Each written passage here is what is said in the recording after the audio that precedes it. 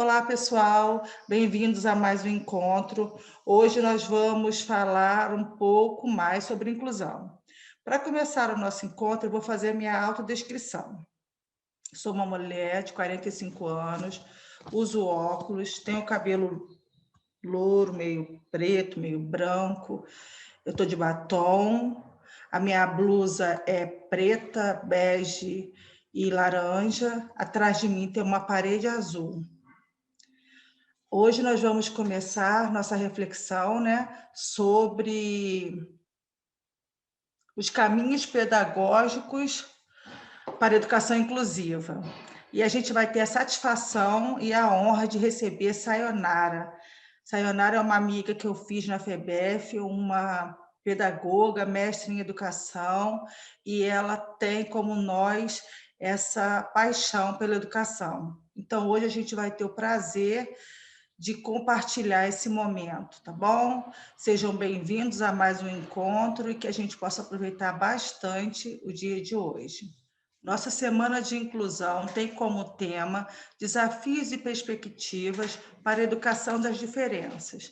Então, nós vamos, nesse momento, receber a professora Sayonara e desfrutar de todas as perspectivas que ela vem nos oferecer. Boa tarde a todos.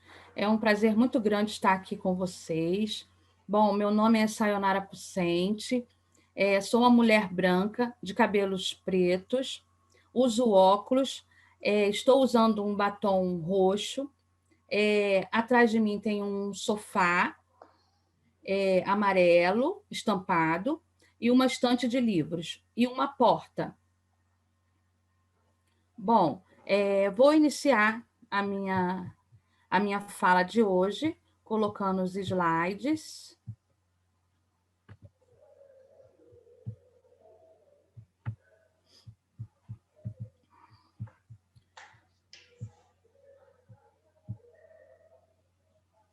Bom, como eu falei, meu nome é Sayonara Pucente, sou mestre em educação pela UFRRJ e atualmente doutoranda da UFRRJ.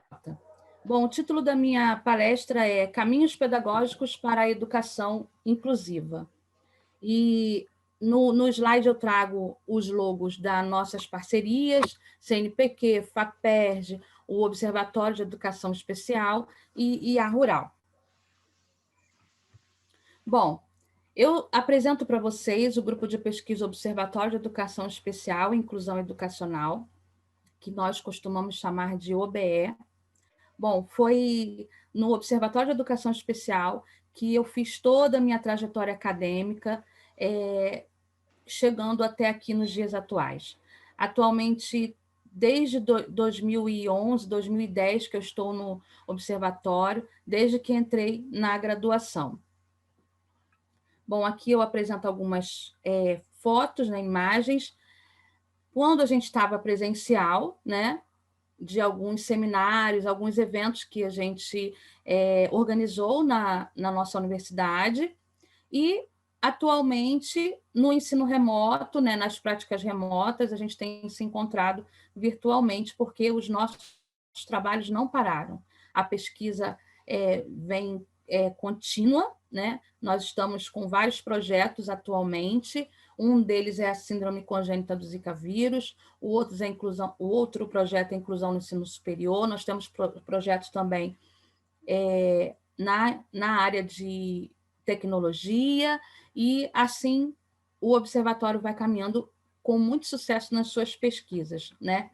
E tendo um retorno muito bacana das redes da Baixada Fluminense, que são atuantes, né, no nosso trabalho e também nas nossas parcerias.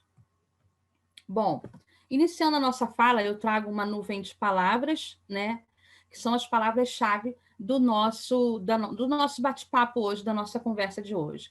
Formação, pessoa com deficiência, atividade, recursos, planejamento, aprendizagem e dificuldade. Então, todas essas palavras vocês vão estar vendo durante a minha fala.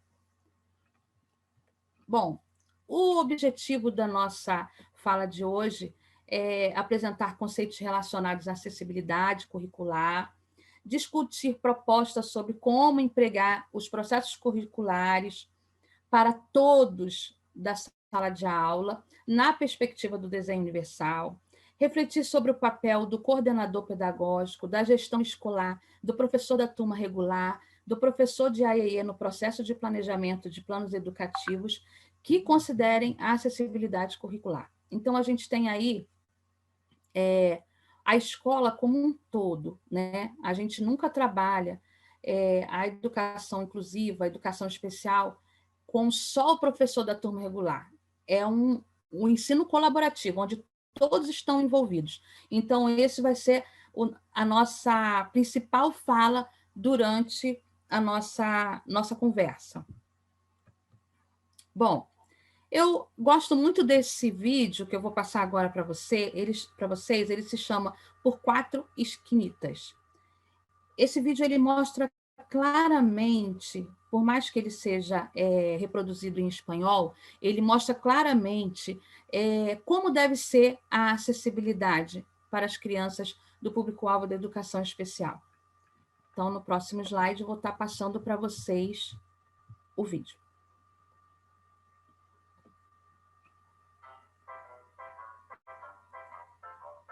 Por cuatro esquinitas de nada.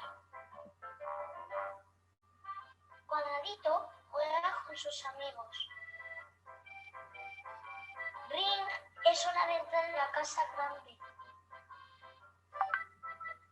Pero Cuadradito no puede entrar. No es redondo como la puerta.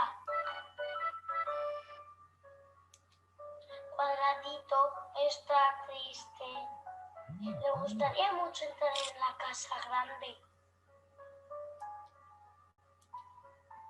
Entonces se alarga, se tuerce, se pone cabeza abajo, se dobla, pero sigue sin poder entrar. ¡Sé redondo!, le dicen los redonditos. Cuadradito lo intenta con todas sus fuerzas. ¡Te lo tienes que creer!, dicen los redonditos. ¡Soy redondo! ¡Soy redondo! ¡Soy redondo!, repite Cuadradito. Pero no hay nada que hacer. ¿Qué podemos hacer? Cuadradito es diferente, nunca será redondo. Pues te tendremos que cortar las esquinas, dicen los redonditos. ¡Oh, no!, dice Cuadradito. ¡Me dolería mucho!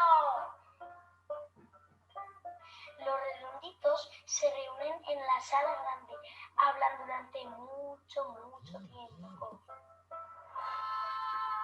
Hasta que comprenden que no es Cuadradito el que tiene que cambiar. ¡Es la puerta!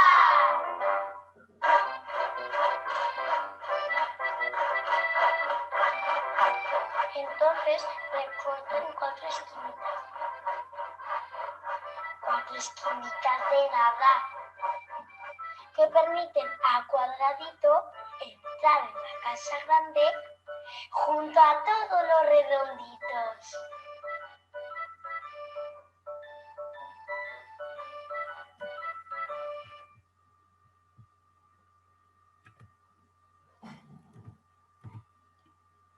Bom, esse vídeo, ele nos apresenta de forma assim, bem clara o quão precioso as nossas ações, as nossas práticas pedagógicas na sala de aula e na escola como um todo. O Quadradito, ele queria fazer parte da sala de aula, a casa grande, no caso, é a sala de aula, e ele não conseguia. Então, todos da escola tentavam uma forma para que ele conseguisse. Só que quando eles resolveram mudar a estrutura da sala de aula, o Quadradito conseguiu participar da aula. Então, assim, é um vídeo para a gente refletir, né? Para a gente pensar o que a gente pode estar fazendo para receber, acolher os alunos com deficiência na sala de aula.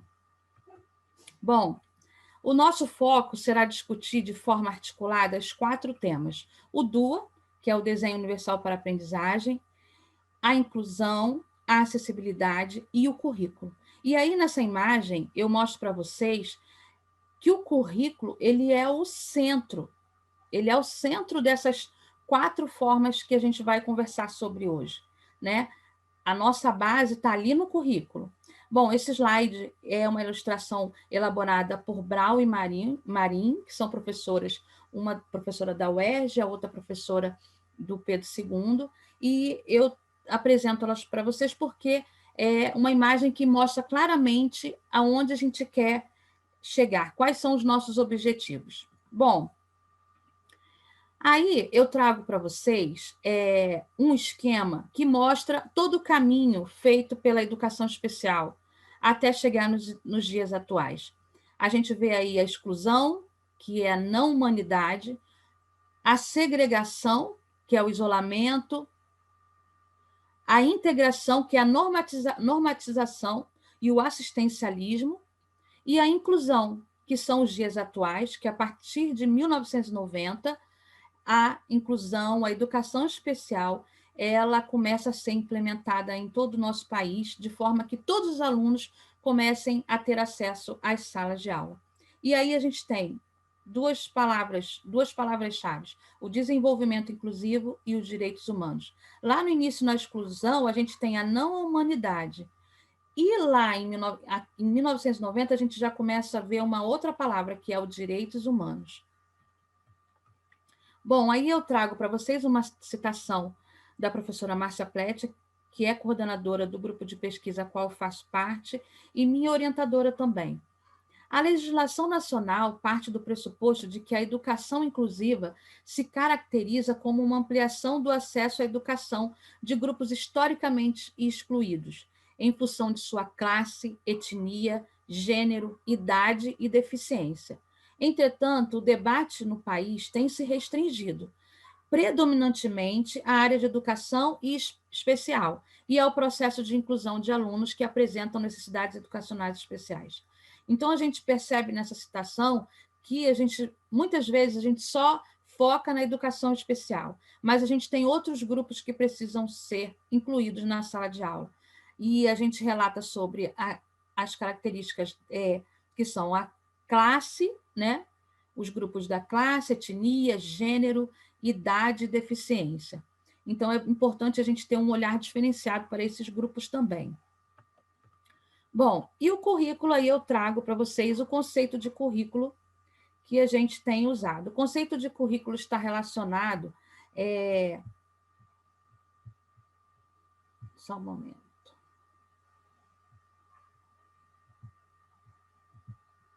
Pronto. O conceito de currículo está relacionado às ações escolares, em suas diferentes dimensões, planejamento, metodologias, estratégias de ensino, avaliação, tempo e espaço de aprendizagem, as quais, por sua vez, são vinculadas ao processo histórico-cultural dos sujeitos partícipes. Nessa perspectiva, as práticas curriculares são desenvolvidas de forma coletiva e não individualizada pelos diferentes sujeitos presentes na instituição escolar, especialmente professores e alunos, considerando as contradições, tensões, conflitos, inovações e mudanças que figuram no espaço escolar. Então, é importante a gente pensar que a gente precisa fazer um trabalho, né? Aplicar metodologias, estratégias que não vise só o indivíduo, só o sujeito, mas toda a turma. Isso é muito importante. Bom, aí eu trago mais 3 imagens para vocês. Uma imagem, ela representa a sala de aula e é um professor e os animais estão representando os alunos. Então, a gente vê vários animais. É uma imagem que a gente costuma ver muito na internet e ele faz uma pergunta. Para garantir a seleção justa, vocês farão o mesmo teste, subir naquela árvore. Então, assim, é a mesma coisa na sala de aula. Aí a gente tem vários alunos na sala de aula, cada um com suas características próprias, cada um com o seu histórico cultural de vida, né? E aí a gente aplica uma mesma avaliação. Será que a gente está agindo corretamente? Né? Será que todos vão ter o mesmo desempenho? E aí a gente tem uma outra imagem, que é o professor lançando só conteúdo. A gente sabe que só alguns alunos vão conseguir se apropriar e outros talvez não, porque outros precisem de outras estratégias para alcançar o mesmo objetivo dos outros alunos. E aí a gente vê uma outra professora, né, aplicando conteúdos, e ela deseja que todos aprendam da mesma forma. E a gente sabe que cada aluno tem o seu tempo, né? E aí eu trago para vocês uma imagem também, que é muito comum na internet, de crianças que querem ver o jogo e não conseguem, porque um tem uma estatura menor. E aí a gente sempre dá aquele jeitinho, né? A gente faz aquela adaptação para que todos assistam o jogo. Legal. Os 3 conseguiram assistir o jogo com adaptação. E aí a gente traz uma citação, né, que fala do currículo. Os alunos público-alvo da educação especial devem ser adaptados de forma que contemple a aprendizagem desse aluno. Então, assim, aí eu trago outra imagem, né? Nessa imagem, a gente propõe a acessibilidade curricular para todos, com o mesmo conteúdo, de forma que alcance a todos. E aí o que a gente fez o que, no caso, nessa imagem representa as barreiras foram tiradas, né? E aí todos assistem o jogo igualmente, da mesma forma. Então, dessa forma deve ser as práticas pedagógicas dentro da nossa sala de aula, de forma que todos assistam, todos aprendam de forma igual. A acessibilidade precisa ser para todos. Bom, aí eu trago algumas citações que vão dar base a essa minha fala, que diz assim: individualizar o ensino não significa particularizar a ação pedagógica. O ponto de segregar o aluno do grupo, o objetivo da individualização é incluí-lo na situação de aprendizagem que os outros estão vivenciando, com as devidas adequações para que a sua participação seja efetiva. É atender às diferenças individuais que o aluno possa apresentar em decorrência das especificidades do seu desenvolvimento. Então, a gente vai preparar o conteúdo de forma que atenda aquele aluno, mas atenda a todos os alunos também da sala de aula. E todos possam praticar, aprender, realizar as atividades de forma igual. A outra situação diz assim: é certo que não só os alunos são diferentes, mas também os professores. E ser diferente é uma característica humana e comum, não um atributo negativo de alguns. A educação inclusiva dirige-se aos diferentes, isto é, a todos os alunos, e é ministrada por diferentes, isto é, por todos os professores. Isso quer dizer que existem professores e suas particularidades também. Cada um vai apresentar as atividades de uma forma, mas com o mesmo objetivo, que é alcançar todos os alunos da sala de aula. E a gente precisa entender isso, que os professores também são diferentes, cada um tem o seu jeitinho, e é assim que a educação vai acontecer, né? Como diz a situação, é ministrada por diferentes. Existem alunos diferentes e professores diferentes também. Bom, aí eu também trago outras citações, e eu vou ler só uma, que diz assim: quando todo mundo consegue se comunicar e participar de uma aula, é quando acertamos. E isso faz com que o tempo extra que colocamos nisso valha a pena.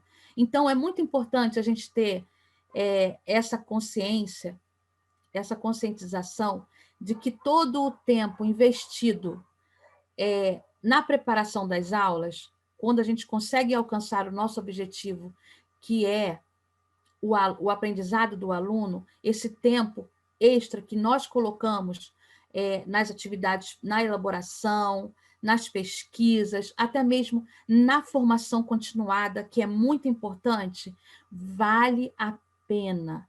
Então, assim, eu falo do lugar de professora, de estar no chão da escola, de participar ativamente de trabalhos de construção de atividades. Então, assim, é muito bacana quando a gente chega no final de uma aula e a gente tem um retorno de todos os alunos. Por mais que seja cada um no seu tempo, uns vão mais rápido, outros vão mais devagar, mas a gente vê que conseguiu, pelo menos, alcançar uma porcentagem do aprendizado e do desenvolvimento daquele aluno, valeu muito a pena.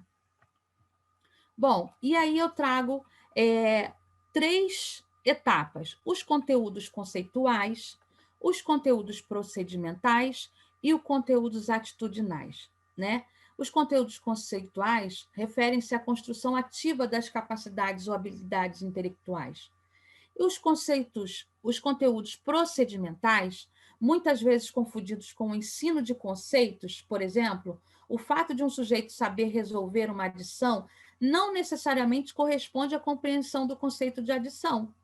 Em outras palavras, esse conteúdo se refere aos ensinamentos das ferramentas ou estratégias disponibilizadas para que o sujeito construa o seu conhecimento sobre determinado tema. E os conteúdos atitudinais permeiam todo o conhecimento e desenvolvimento. Poderíamos dizer que é a cultura institucional. Em outros termos, são as crenças, os valores e as normas que a instituição transmite, implícita ou explicitamente, para os sujeitos que ali atuam e são atendidos. Aqui entram as expectativas e representações dos profissionais em relação aos sujeitos, ao seu processo de ensino e aprendizagem e ao desenvolvimento. E aí a gente pergunta: será que na minha sala de aula ou na minha escola as pessoas estão tendo comportamentos de inclusão todos, desde o pessoal de apoio até a gestão? Então, assim, é bom a gente refletir sobre esse conteúdo atitudinal, porque se a gente vê que isso não está acontecendo, então vamos colocar em prática que todos tenham comportamentos atitudinais de inclusão para com os alunos que estão sendo recebidos na sala de aula. Bom, aí eu trago algumas fotos do nosso banco de imagem do grupo de pesquisa.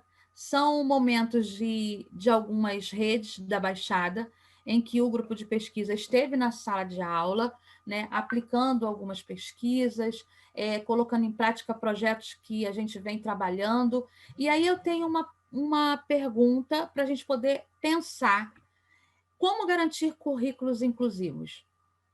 Como a gente vai começar a trabalhar de forma que a gente possa atender todos os alunos na sala de aula?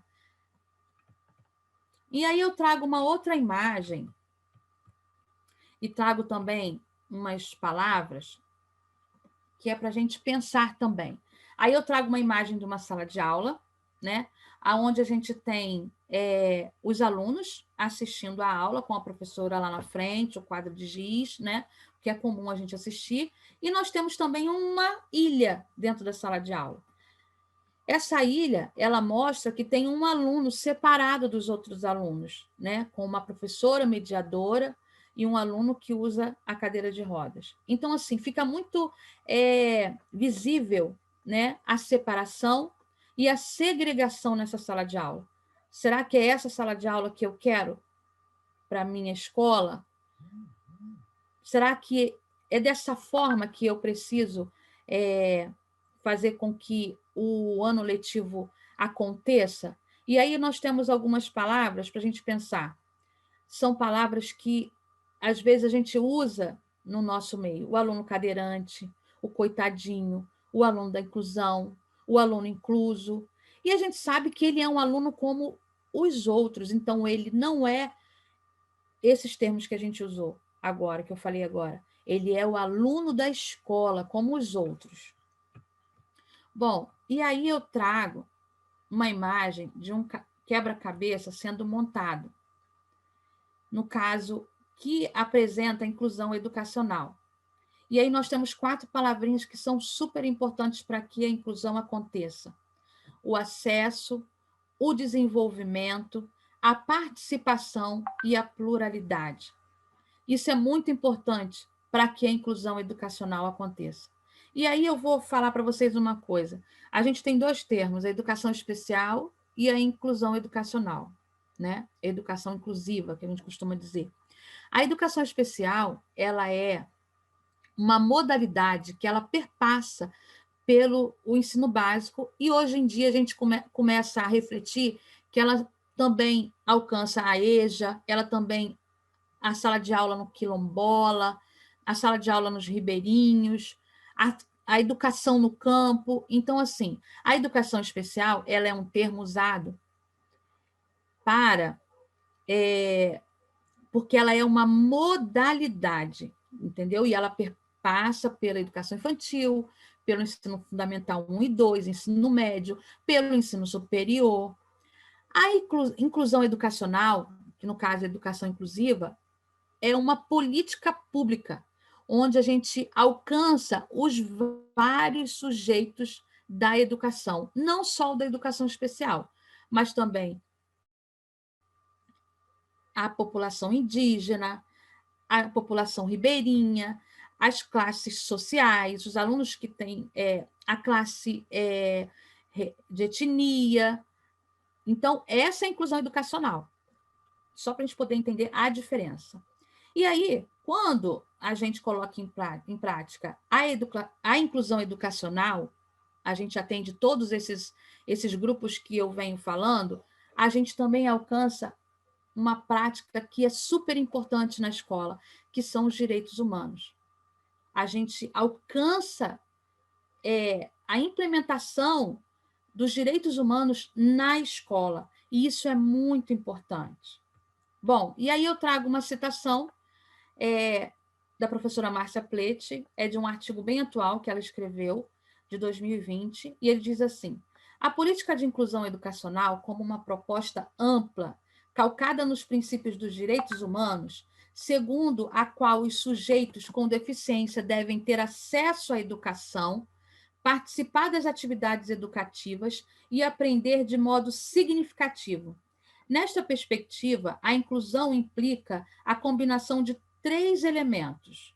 1, o desenvolvimento dos sujeitos, a pluralidade cognitiva, na convivência com a diversidade cultural, numa escola, universidade, com todos e para todos. Então, aqui a gente vê bem claro o conceito de inclusão educacional, que é uma política e que a tendência, o objetivo é alcançar essas 3 combinações, né, que são 3 elementos: o desenvolvimento do sujeito, a pluralidade cognitiva e a convivência desses alunos dentro de uma diversidade cultural, tanto na escola como na universidade, como a sala de aula no campo, ou a sala de aula no espaço rural, e assim vai.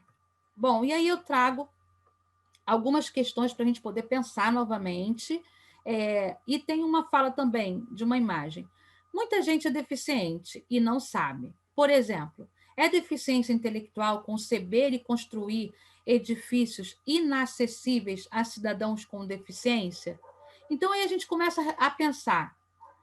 A gente, às vezes, separa aquele grupo da educação especial, aquele grupo que tem dificuldade de aprendizado, aquele grupo com deficiência intelectual, mas a gente, às vezes, se retira desse grupo. E, muitas vezes, a gente tem também uma deficiência, quando a gente não pensa na acessibilidade dos outros. E aí, eu trago 3 perguntas. Quem são as pessoas com deficiência? O que é deficiência? E o que é acessibilidade? A gente precisa saber responder essas 3 perguntas. E aí eu trago uma imagem, né, de uma cadeira de rodas, de uma mulher usando uma cadeira de rodas, e ela tenta entrar no banheiro e ela não consegue, porque a porta é pequena. Então, a gente vê nitidamente que ali não tem acessibilidade nenhuma. E ela diz assim: não sou eu, é a porta que está apertada. E aí a gente começa a entender o que é o desenho universal para a aprendizagem. O desenho universal para a aprendizagem, ele é uma prática onde a gente constrói a acessibilidade para todos, independente da pessoa usar cadeira de rodas, independente da pessoa usar uma muleta, independente da pessoa ser obesa, independente da pessoa ser alta demais. Um prédio, ou uma rua, ou uma escola, ela tem que ser acessível para todos. E aí a gente traz um conceito do desenho universal para a aprendizagem que diz assim: é uma estrutura para melhorar e otimizar o ensino e a aprendizagem para todas as pessoas, com base em conhecimentos científicos sobre a forma como os seres humanos aprendem. O desenho universal ele começou lá na engenharia civil, quando os engenheiros começaram a aplicar esse método de forma que eles atendessem a todas as pessoas da sociedade, quando eles fossem construir um prédio ou fazer uma rua, que todas as pessoas tivessem acessibilidade naquele lugar. E aí, o desenho universal para a aprendizagem é a mesma forma. A gente precisa construir uma atividade, uma aula que atenda a todos os alunos da sala de aula. E aí eu trago uma imagem que diz assim: para quem acha que acessibilidade é uma coisa só de cadeirante, e aí, para a gente pensar, a gente vê uma pessoa acima do peso, uma pessoa obesa, a gente vê uma pessoa com muletas, a gente vê uma pessoa com uma mala, uma mãe com um carrinho de bebê tentando subir uma escada e não consegue. Então, quer dizer, a acessibilidade ela precisa ser para todos, não só para a pessoa com deficiência. E aí embaixo a gente vê uma rampa no tamanho certo, de forma que todos conseguem subir. Aí a gente vê a pessoa com deficiência, com cadeira de rodas subindo, a mulher com o carrinho de compras subindo a rampa, o senhor com a muleta subindo a rampa e a mãe com o bebê subindo a rampa. Quer dizer, a acessibilidade é um direito de todos. Aqui aconteceu, nessa rampa, existe o desenho universal. Então, é dessa forma que a gente pega o desenho universal para a aprendizagem e traz para a nossa sala de aula. Bom, e aí eu trago outra citação, que ela diz assim: a consideração do termo acessibilidade não poderá ser ditada por meras razões da solidariedade, mas, sobretudo, por uma concepção de sociedade realmente onde todos deverão participar com o direito de igualdade e de acordo com suas características próprias. Cada um com a sua característica própria tem o direito de ir e vir na sociedade, de andar de ônibus, de andar na rua, de subir a rampa. Então, e aí eu trago o desenho universal para a aprendizagem, para a sala de aula. E eu trago essa imagem para a gente poder refletir também. Um professor falando para a sua turma: a prova é amanhã. Veja bem, ouça e olhe. Então, a gente tem uma turma nessa imagem que tem cegos, que tem surdos. Então, assim, e o professor está de costas, né? Avisando que a prova é amanhã. Veja bem, ouça e olhe para pessoas que são surdas e são cegas. Então, aqui a gente não tem acessibilidade nenhuma. O desenho universal para a aprendizagem não está presente nessa sala de aula. E aí eu trago outra citação para a gente poder aprimorar mais o conhecimento sobre o desenho universal para a aprendizagem. É uma estrutura para melhorar e otimizar o ensino e a aprendizagem para todas as pessoas, com base em conhecimento científico sobre a forma como os seres humanos aprendem. E aí a gente tem 3 itens: a flexibilidade, a tecnologia e o ambiente. Todos esses 3 precisam estar juntos para que o desenho universal para a aprendizagem aconteça em nossa sala de aula. E aí eu trago os conceitos de desenho: é intencional, planejado, a diversidade, a necessidade de todos é considerada. Universal, que engloba todos os estudantes, seja a pessoa com deficiência, sem deficiência ou problemas de aprendizagem. E a aprendizagem. Por aprender, queremos dizer que todas as pessoas são desafiadas e apoiadas de maneiras significativas para crescer em direção ao conhecimento. E aí eu também trago mais 4 itens, 4 imagens, que diz assim: ao planejar, tentar identificar o que será uma barreira para alguns estudantes. Essa é uma dica maravilhosa. A gente precisa conhecer a nossa turma para que as práticas inclusivas aconteçam. Então, saber quais são as barreiras para os estudantes é necessário. Eu preciso planejar como ajudar os estudantes a superar as barreiras. O professor será o mediador nessa questão. O desenho universal não é apenas para alunos específicos, não é só para os alunos público-alvo da educação especial. O desenho universal é para todos. Quando todo mundo consegue se comunicar e participar de uma aula, é quando acertamos. Isso faz com que o tempo extra que colocamos nisso vale a pena. Eu já falei isso lá em cima e a gente repete de novo, só para a gente poder concretizar esse pensamento aqui no final dessas 3 etapas. Quando a gente consegue que o aluno consiga se comunicar e participar, é porque a gente conseguiu, a gente acertou, o nosso objetivo foi alcançado. Então, todo o nosso esforço valeu a pena. Aqui eu trago algumas imagens e algumas dicas, né, de como introduzir acessibilidade em nossa sala de aula. Visualização de vídeos, né? Ensino em vários formatos e mídias, quando a gente pode, quando a gente consegue, quando a gente tem acesso, leitura e pesquisa, e oferecer alternativas auditivas e visuais. Então, é importante que o professor ele consiga atender seus objetivos. Por mais que a gente entenda e saiba que algumas escolas ainda não têm estrutura, eu sou professora, eu entendo totalmente isso. Muitas vezes eu me senti sem ter como fazer, mas aí a gente tem o professor tem uma habilidade muito grande de resiliência, de se transformar, de se capacitar. Então a gente busca várias alternativas e a gente tem sempre sucesso no final. E aí, quais são as principais barreiras que precisam ser eliminadas? Eu trago uma outra citação que diz assim: a acessibilidade tem sido associada ao compromisso de melhorar a qualidade de vida de pessoas idosas, de pessoas com deficiência, mas também está relacionada com a qualidade de vida de todas as pessoas. Ao dizer que para uma sociedade ser acessível é preciso verificar alguns quesitos básicos. Então, nos próximos slides, a gente vai estar vendo alguns quesitos básicos que a gente precisa eliminar para que a acessibilidade aconteça. A barreira arquitetônica, né, que são os prédios, a acessibilidade nos prédios, na engenharia, na questão da engenharia civil, obstáculos que impedem o acesso e uso dos ambientes, espaços e equipamentos de uso individual ou coletivo. Então, essas barreiras precisam ser eliminadas. A barreira urbanística, a barreira no transporte, porque a gente também precisa pensar muito nisso, porque o aluno ele faz todo um trajeto da escola, da casa para a escola, da escola para casa, e a gente sabe que em nosso país, principalmente na Baixada Fluminense, as barreiras urbanísticas, as barreiras no transporte, elas estão no nível muito alto. Então, a gente também precisa trabalhar essa questão. A barreira tecnológica comunicacional, a gente sabe que algumas escolas têm acesso, outras não, mas a gente sempre acaba dando um jeitinho e a gente consegue trazer, eliminar essas barreiras tecnológicas.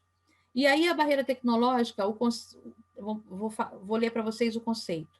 Obstáculos que impedem a comunicação interpessoal, a leitura e a produção escrita por parte da pessoa com deficiência. E aí eu trago uma imagem que eu acho essa imagem fantástica, porque ela mostra muito bem o que é a barreira atitudinal. E aí diz assim: o senhor recebe, né, a pessoa com deficiência que usa a cadeira de rodas, e ele fala assim: bem-vindo à nossa empresa. Sua função será na guarita do estacionamento. E aí, a pessoa com deficiência diz assim: o senhor não entendeu, tenho doutorado em economia. Então, assim, muitas vezes a gente se depara com esse tipo de atitude, e essas barreiras atitudinais, elas precisam ser eliminadas do nosso ambiente de trabalho, da nossa sala de aula, não só com as pessoas adultas, mas também com as crianças. Isso é muito importante, que a turma não veja o aluno com deficiência como um empecilho para que a aula aconteça. A turma tem que estar interagindo. E, assim, é muito legal, muito bacana, muito bonito quando a gente vê as crianças interagindo, e a gente costuma ver muito isso na sala de aula, porque as crianças elas têm uma facilidade muito grande de acolher esses alunos e de apresentar acessibilidade para esses alunos, porque eles mesmos, eles ajudam, então, assim, é muito bacana. E o conceito da barreira atitudinal é o preconceito, estigmas, estereótipos e discriminações que marginalizam e excluem as pessoas com deficiência. Aí a gente tem umas 3 barreiras, que é a instrumental, a metodológica e a pragmática. Então, assim, é importante a gente também eliminar essas barreiras. Bom, e aí eu trago essa imagem, é uma imagem que traz um impacto muito grande, a gente vê essa pedra gigante no meio do caminho, no meio de uma estrada, e a gente tem uma impressão assim, não consigo passar, eu não consigo avançar. Então, muitas vezes, a gente tem esse pensamento quando a gente recebe a notícia do diretor da escola ou da orientação pedagógica, orientação educacional, dos gestores, que a gente vai receber um aluno do grupo de educação especial, ou um aluno com outras necessidades educacionais especiais. Então, assim, a gente tem esse pensamento, né? Muitas vezes a gente pensa assim, é uma barreira no meu caminho, eu não vou conseguir avançar, eu não vou conseguir dar andamento ao ano letivo, eu não vou, mesmo eu olhando, eu tendo uma visão, eu não tenho saída. Muitas vezes tem professores que têm o mesmo jargão, eu não consigo lidar com essa situação. Então, assim, a gente precisa tirar essa pedra do caminho. E aí eu trago uma outra imagem para vocês, que é uma estrada longa, é uma estrada difícil, é uma estrada difícil, é uma estrada longa, mas a gente eliminando aquelas barreiras que eu expliquei para vocês nos slides anteriores, que é a barreira comunicacional, a barreira atitudinal, a arquitetônica, a pragmática, a instrumental, a metodológica, e a gente apresentando acessibilidade para esses alunos, a gente vai conseguir chegar lá. E aí, eu trago uma estrada mais acessível, uma estrada continua sendo longa, porque ela não vai deixar de ser longa, e uma estrada bonita, que quando você olha para essa imagem, você vê árvores, você vê um caminho bonito, ela já melhorou quando você tira todas as barreiras. Aí a gente vê que a imagem da estrada já muda, quando você tem um outro olhar. E aí eu trago essa citação. A inclusão é uma visão, uma estrada a ser viajada, mas uma estrada sem fim, com todos os tipos de barreiras e obstáculos, alguns dos quais estão em nossas mentes e em nossos corações. Então, eu acredito que quando a gente elimina a maior barreira que tem, que é a barreira daquela visão, daquela pedra no nosso caminho, nós vamos conseguir chegar lá. E a gente tem um olhar de amor, um olhar de vontade de alcançar os nossos objetivos. Todo professor consegue chegar lá. E você vai conseguir chegar ao final do seu ano letivo com muito sucesso. Por mais que existam barreiras, por mais que apareçam pedras daquele tamanho no seu caminho, se você tiver um olhar de amor, você vai conseguir chegar lá. E aí eu trago umas palavrinhas para a gente poder implementar no processo das práticas inclusivas em nossa sala de aula. Os conteúdos, o material didático, os processos, os ambientes de aprendizagem, de acordo com os interesses e demandas dos estudantes. E eu trago uma imagem, de novo, de um quebra-cabeça se encaixando. Quando a gente consegue ter acesso a essas palavrinhas que eu trago, a gente consegue encaixar o quebra-cabeças e alcançar o objetivo da nossa sala de aula. E aí eu trago umas imagens de material didático, eu trago também umas fotos, né, da professora Márcia Plete na sala de aula, implementando também as nossas pesquisas, e essas imagens são formas de trabalhar com os alunos, porque a gente também não pode ficar só no conteúdo, só no quadro, só no giz, a gente precisa trazer bastante imagens. Da mesma forma que hoje eu trouxe os slides com bastante imagens, o ser humano, seja ele com deficiência ou não, tem uma capacidade muito grande de absorver os conteúdos, de aprender com imagens. Então, é importante demais que vocês façam, elaborem material didático com imagens, para que esses alunos tenham acesso ao aprendizado. Aí eu trago mais imagens. Esse material foi produzido durante o curso de extensão apresentado na terceira mostra de recursos didáticos pedagógicos acessíveis da Baixada Fluminense, lá na Rural, onde nós recebemos muitos professores.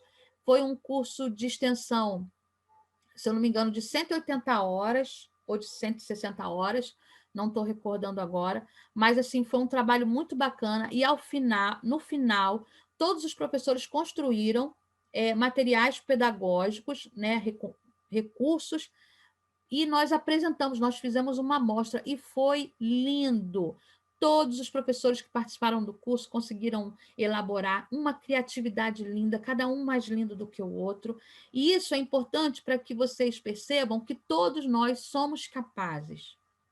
Aqui eu trago 2 imagens minhas na sala de aula. E eu trago, são 2 esferas diferentes, tá? Uma esfera federal, que é uma escola, um colégio de aplicação, onde eu trabalhei, e outro na escola municipal de Nova Iguaçu, na prefeitura de Nova Iguaçu. Então, assim, eu tenho 2 esferas diferentes, 2 ambientes diferentes, mas que eu consegui, de forma, trazendo o desenho universal da aprendizagem para a minha sala de aula, atender a todos os alunos. E aí eu digo para vocês, no meio desses alunos, eu tenho alunos com deficiência, mas quando a gente vê a imagem, a gente não percebe que tem aluno com deficiência na sala de aula, porque todos estão participando da sala, da aula. Nas 2 turmas, eu tenho alunos com autismo severo, que não ficam na sala de aula. E quando a gente mudou a estrutura, a gente mudou o modo como as cadeiras se colocam, a gente conseguiu que esse aluno ficasse na sala de aula. Então, sim, foi uma estratégia que mexeu com a estrutura da sala de aula e atendeu o nosso objetivo, que era fazer com que esse aluno ficasse na sala de aula. E aí, na Prefeitura de Nova Iguaçu Municipal, eu trouxe os alunos, já que o meu aluno gostava de ficar do lado de fora, o que eu fiz? Eu peguei, fiz um tapete colorido, coloquei no chão para que todos pudessem sentar e não pegassem friagem. A minha aula, eu apliquei a minha atividade e todos os alunos estão prestando atenção, todos os alunos estão participando da aula. Quem vê de longe não vê que tem aluno com deficiência severa ali no meio. Então, assim, é muito importante que a gente aplique o desenho universal para a aprendizagem.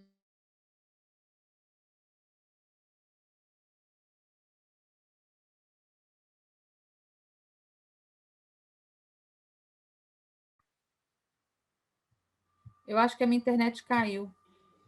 Caiu sim, Sayonara. Você pode voltar de onde você estava, que a gente engata. Tá Tá. bom?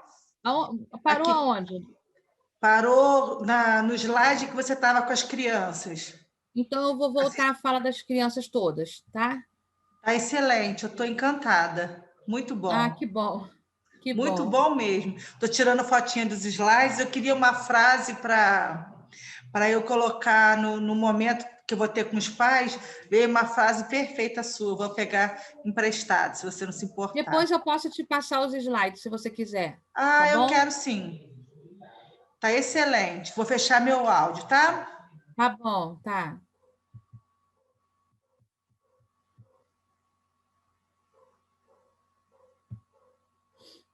Bom,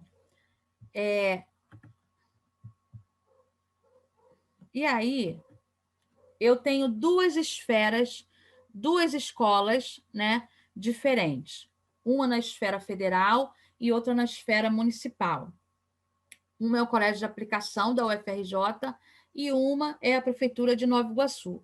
São 2 salas de aulas, né, com ambientes diferentes, com crianças que trazem um histórico cultural diferente, mas eu tenho alunos com deficiência nas 2 turmas e com deficiência severa. São alunos autistas severos e a gente tem, tanto na sala de aula da esfera federal, quanto na sala de aula da esfera municipal, eu precisei mexer na estrutura da sala de aula.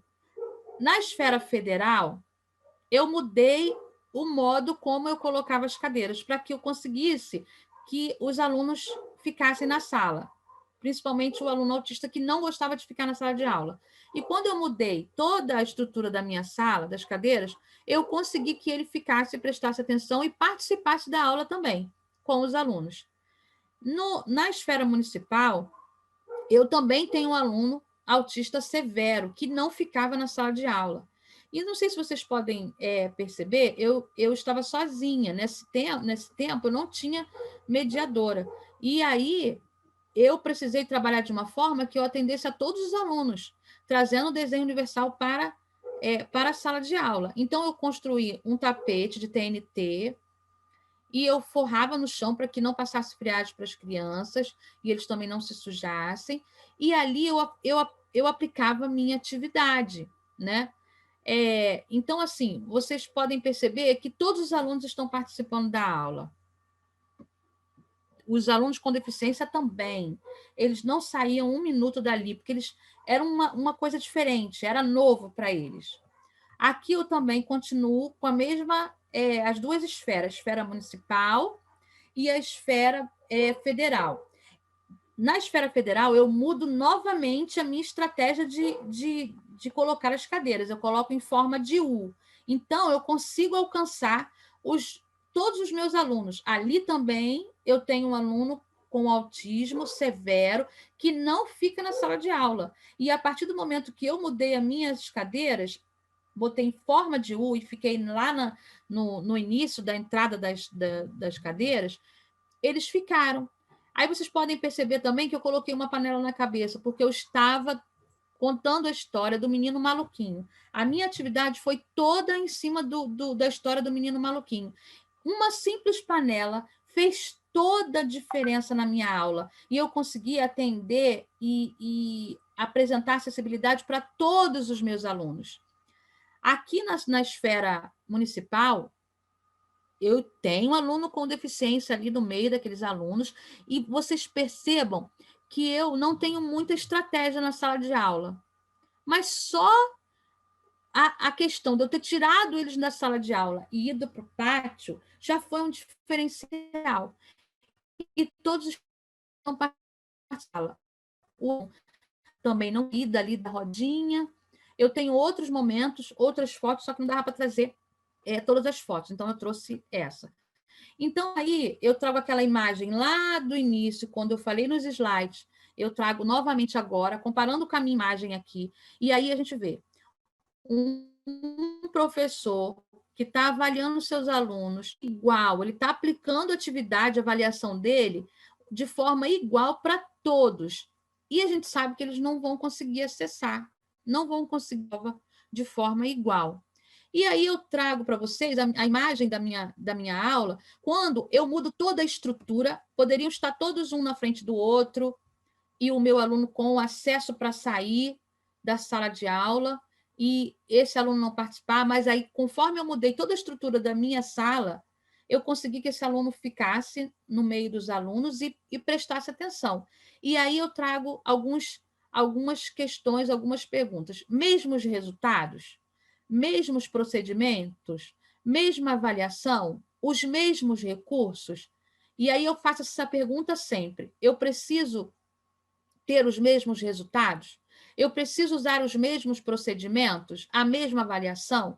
Então, é sempre esse questionamento que a gente deve fazer quando a gente estiver fazendo o nosso plano de aula, o nosso planejamento, preparando as nossas aulas para ser aplicados para os nossos alunos. Bom, e aí eu trago também uma questão que diz assim: o papel da escola é ensinar.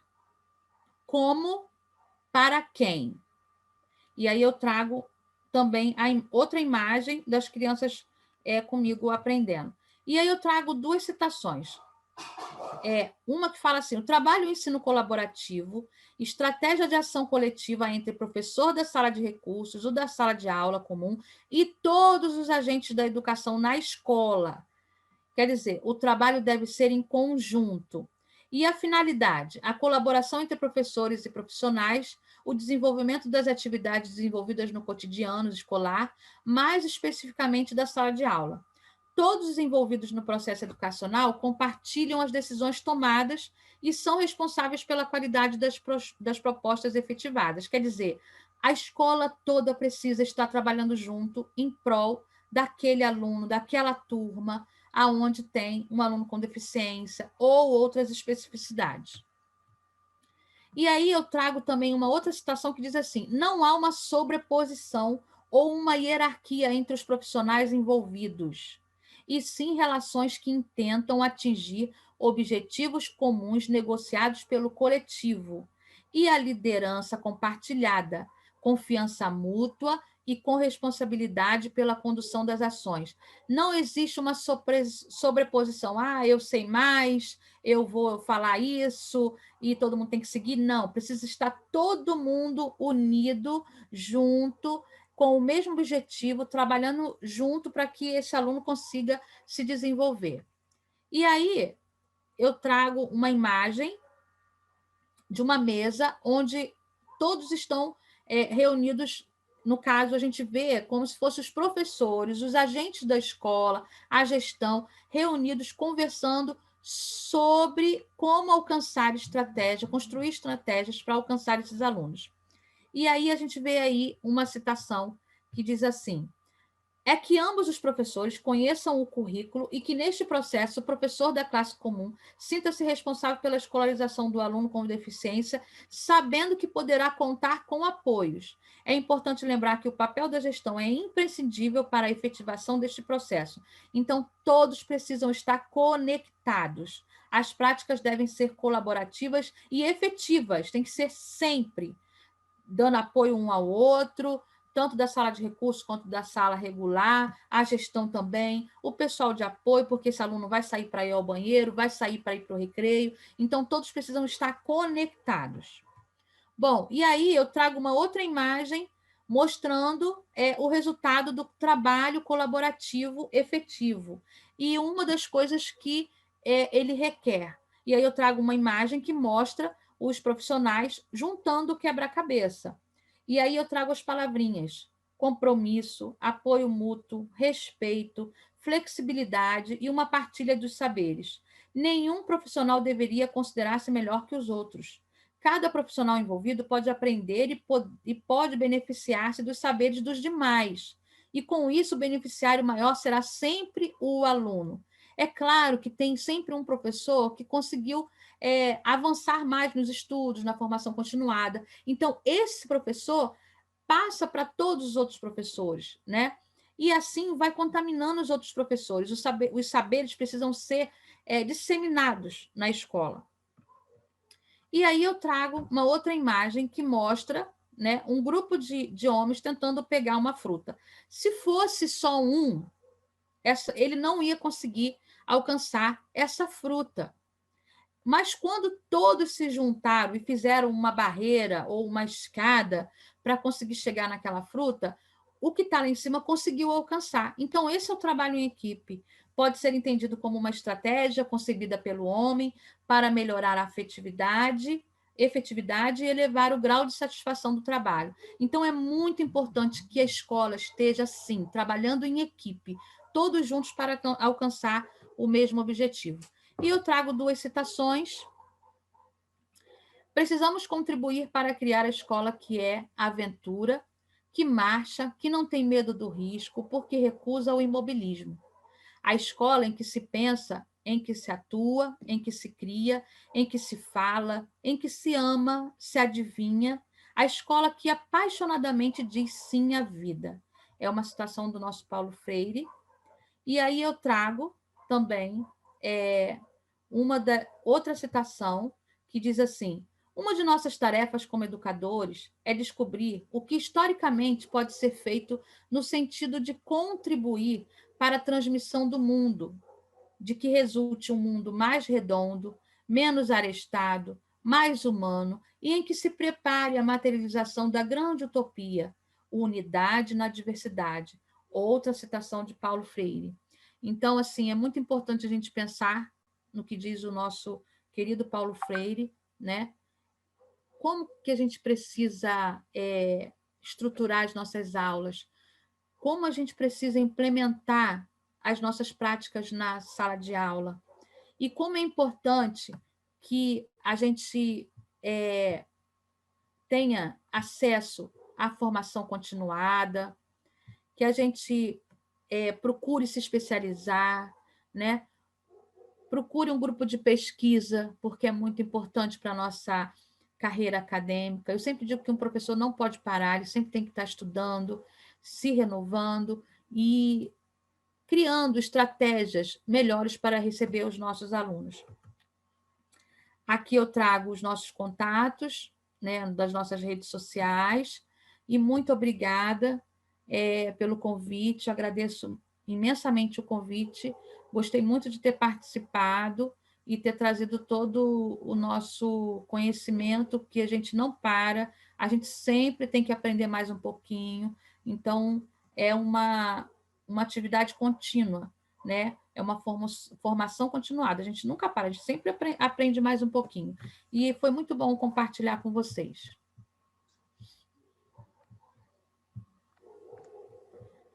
Foi ótimo, foi excelente, eu adorei, foi muito rico. Acho que cada colega que veio aqui contribuir trouxe uma dinâmica. A sua dinâmica de imagem foi muito boa, porque cada um aprende de um jeito, né? Então, a sua experiência, eu achei muito rico, muito diferente o formato, gostei muito. Eu, particularmente, gosto muito de trabalhar com imagem também, eu acho que a imagem fixa, mais fácil. Uma coisa que me chamou muita atenção, que eu achei muito importante, foi você falou em diversos momentos sobre a equipe da escola fazer esse trabalho, porque às vezes, eu não sei se você também percebe, eu percebo o mediador sozinho. Uhum. O aluno é do mediador, ou é do assistente, ou é da orientação educacional, ou é do AE.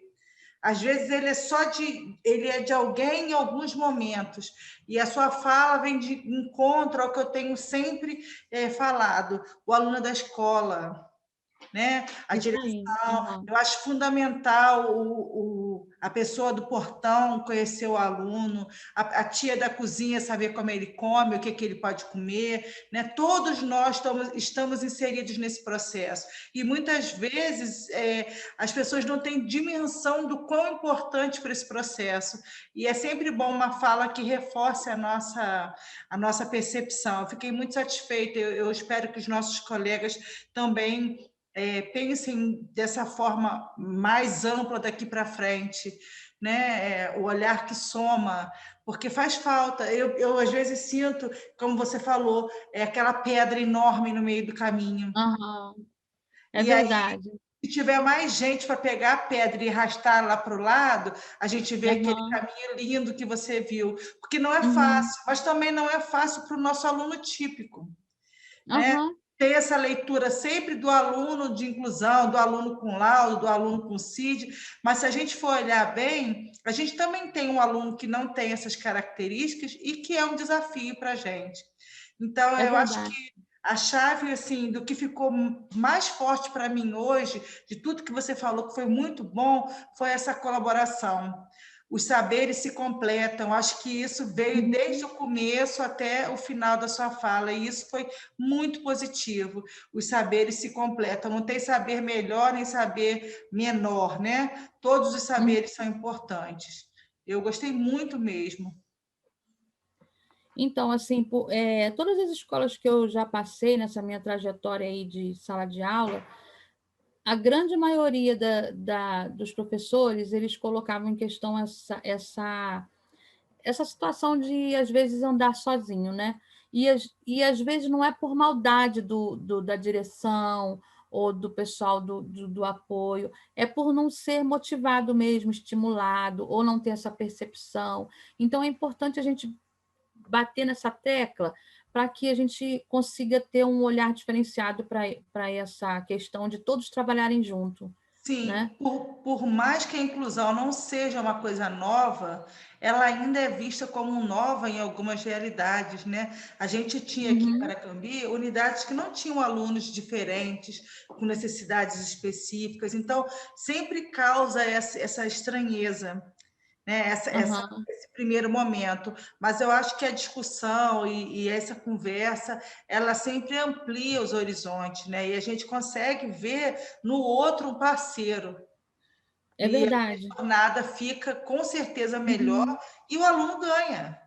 E a família Claro, ganha, porque é até a gente, isso. né, traz a família para o nosso lado, porque é um aliado Uhum. muito importante também, tanto quanto a equipe da escola, né, a gente consegue fazer esse trabalho aí com mais eficiência. Eu achei muito, muito bom mesmo.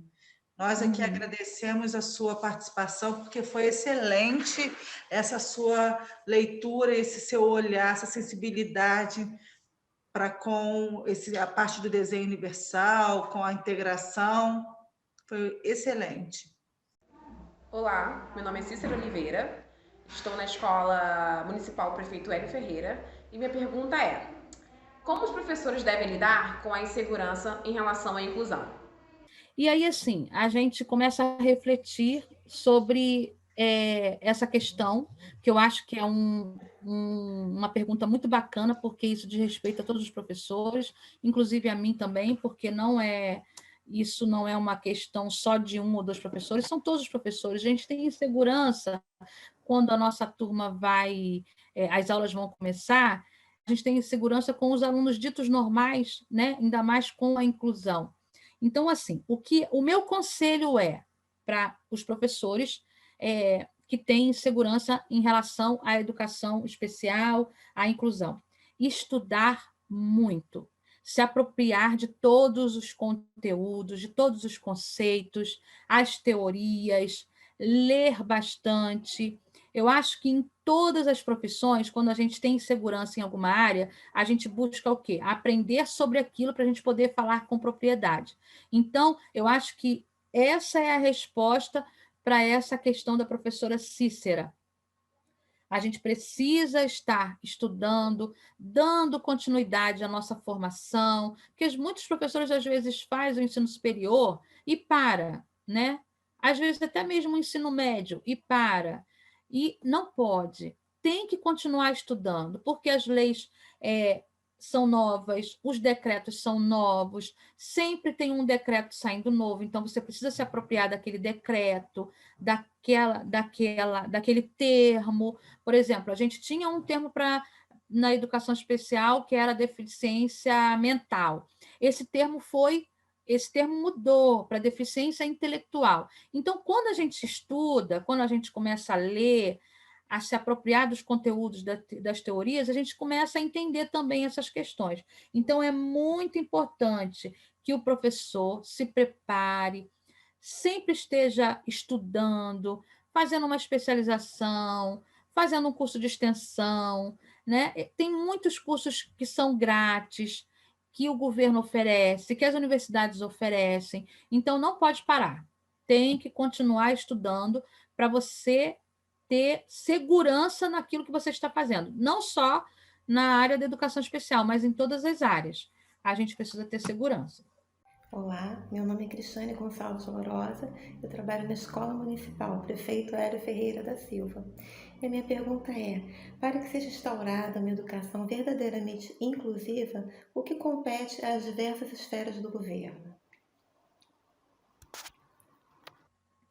Bom, a Cristiane, ela fez uma pergunta em relação ao governo federal e às suas esferas, né? E aí eu vou responder para você, Cristiane, que o que está faltando no nosso governo, em todas as esferas, é implementar todas as leis e decretos que eles mesmos constroem junto com os outros envolvidos. Então, se todas as leis, todos os decretos, todos os documentos forem implementados de fato nas escolas, nas salas de aula, e todas as pessoas terem direito àquilo que eles fazem, através das leis, nossa educação vai ser super valorizada, né? Todos os alunos vão ter acesso, porque nós temos leis, nós temos decretos, nós temos tratados assinados com outros países, nós fazemos parte de tratados de outros países, para que a inclusão aconteça, para que os direitos humanos aconteçam na escola também. Então, é importante que os nossos governos, tanto na esfera federal, quanto na esfera estadual, quanto na esfera municipal, todas as leis e decretos sejam implementadas. E as verbas destinadas a essas implementações cheguem à sala de aula, cheguem à escola. Isso é muito importante. E acho que a prioridade da educação no nosso país, pelos nossos governos, tanto federal, estadual e municipal, precisa ser a número 1. Mas nós temos leis que falam isso. Educação e saúde é prioridade. Então, só basta os nossos governantes terem essa conscientização. Olá, eu sou a mediadora Rose Ruiz. Sou da escola Prefeito Hélio Ferreira da Silva. A minha pergunta é: os pais precisam ser avisados que na sala dos seus filhos tem aluno de inclusão? Rose, eu vou falar para você, porque assim, já tive muitos alunos com deficiência na sala de aula, sou a mãe de uma menina autista, então eu falo do lugar da família e falo do lugar do profissional que está na sala de aula. Eu acho que esse processo dos pais saberem que tem um aluno com deficiência na sala de aula precisa acontecer naturalmente. É claro que o professor vai estimular, né? Vai buscar estratégia para que todos conheçam o aluno, que é aí que a gente tira a barreira atitudinal. Quando a gente conscientiza todos os envolvidos com essa turma, seja os gestores, seja as pessoas de apoio, os professores, seja os familiares, os especialistas que trabalham com essas crianças, porque ainda tem isso, tem os especialistas de fora que trabalham com essas crianças, o psicólogo, o TO, essas pessoas, assistente social, a fono, essas pessoas precisam estar informadas que naquela turma tem um aluno com educação, mas isso precisa acontecer naturalmente. Quando você faz um trabalho bacana, quando você dá uma aula bacana na sala de aula, e todos os alunos conseguem atingir o objetivo do aprendizado, que você comemora, e aquele aluno com deficiência comemora também, o outro aluno, que a gente dito normal, vai festejar e vai chegar em casa e vai contar para o seu papai, para a sua mamãe: olha, o meu amigo que anda na cadeira de rodas conseguiu participar da aula. A partir desse momento, os pais vão saber que na sala de aula tem um aluno com deficiência e vai comemorar junto com o filho. Que legal, meu filho, que ele conseguiu também. Ou quando aquele aluno com deficiência intelectual conheceu ou começou a ler uma palavrinha que a professora comemora na sala, automaticamente a inclusão acontece envolvendo todos os alunos da sala, porque todos vão ficar felizes. E aí eles chegam em casa e vão contar para o papai, para a mamãe, para a vovó, para a titia ou para a explicadora, porque já vi muito isso acontecer, da explicadora saber que o aluno na sala de aula com deficiência intelectual ou autismo, ou que usa cadeira de rodas, conseguiu aprender também junto com os outros, porque o aluno, dito normal, contou. Então, isso é muito bacana. Então, eu acredito que essa informação deve chegar de forma natural para os pais.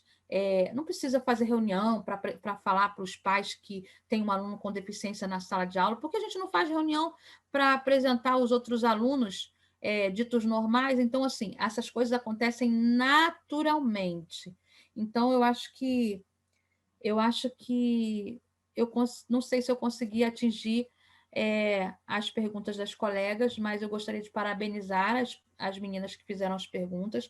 Foram perguntas muito bacanas, criativas, e que são dúvidas de muitos professores, né? Eu acho que isso é muito bacana. Então, acho que foi, né? Está sem áudio. Foi sim, Sayonara, foi excelente. Sua resposta foi muito boa. Eu acho que essa questão aí, ainda mais a última, elas têm muita preocupação de informar os pais que tem uma criança diferente, e você saiu muito bem. Resposta com êxito, foi tudo muito bom. Aí depois, se você quiser responder as outras, você me manda. Se você não tiver oportunidade, você não tem problema também não. 3 Mas eu acho que eu tá consigo. ótimo. Eu abro um Zoom depois e faço gravando, como se eu estivesse gravando para vocês e mando o vídeo. Tá bom? Então tá bom. Sayonara, eu te agradeço muito, foi maravilhoso. Até o próximo. Me coloco à disposição, eu, Paracambi, e toda a nossa rede aqui, me coloco à disposição para a gente fazer trocas, né, em outro momento. E alguém sempre pode acrescentar um pouquinho na trajetória do outro. Muito obrigado mesmo, eu fiquei encantada. Quando vocês precisarem, podem chamar. Se eu não puder, eu indico uma outra colega lá do grupo de pesquisa. E, assim, parabenizar vocês por esse trabalho, porque eu acho super importante que a gente possa dar suporte para os professores, né, da nossa rede e de todo mundo que vai ter acesso a esses conteúdos, né? Eu acho que vai ser um evento muito legal, pelo que eu vi lá da divulgação. Só gente fera. Eu me senti um pequenininha no meio daquele povo. Não, você é uma estrela junto com as outras estrelas que estão lá. Eu falei, nossa, só tem diva e eu nesse meio. É mais uma diva. Ah, que nada, menina. Eu tô ainda galgando ainda. Mas Mas um dia a esse gente chega lá, né? chega, com certeza. Muito obrigada, Sayonara. Fica Tá com bom, Deus. Um então. beijo Tá grande. bom. Tá. Tchau.